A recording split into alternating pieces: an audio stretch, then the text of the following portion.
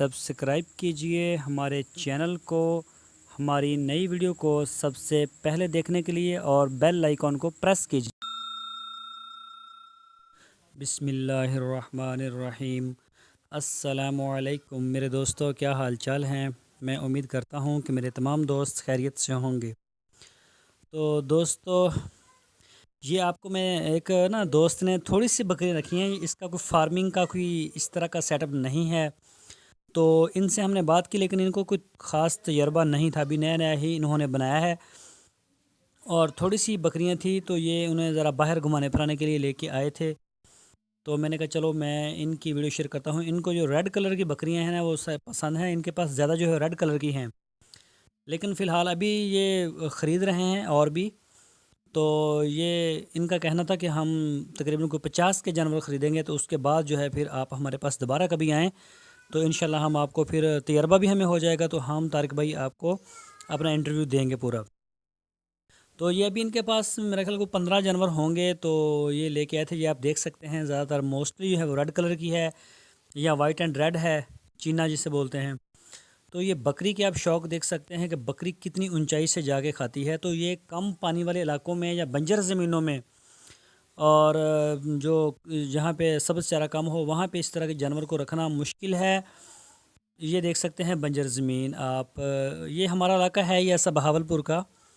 तो यहाँ पर तो अब आहिस्ता आहिस्ता पीने के पानी की भी कमी होती जा रही है, तो ज़राअत के लिए बहुत मुश्किल है। ये मैं आपको दिखा रहा हूँ दूसरी साइड भी, ये देख सकते हैं आप। लेकिन यहाँ पर जो जानवर पालने के लिए हमारे पास बहुत अच्छे आइडियाज़ हैं।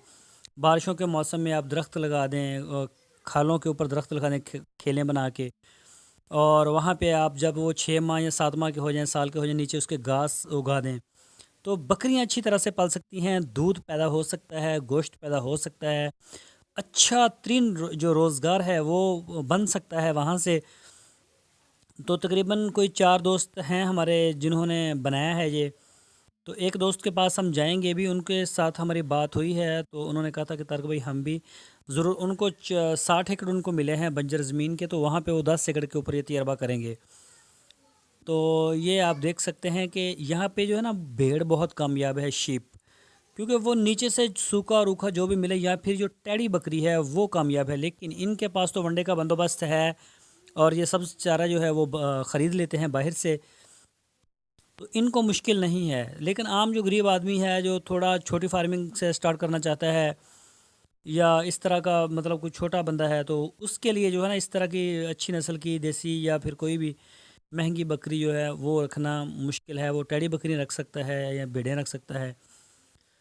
तो भेड़ के बारे में जो है वो एक दो बच्चे देती है साल में, जो बकरियां हैं वो ज़्यादा दे देती हैं, लेकिन इसके अखराजात भी ज़्यादा हैं।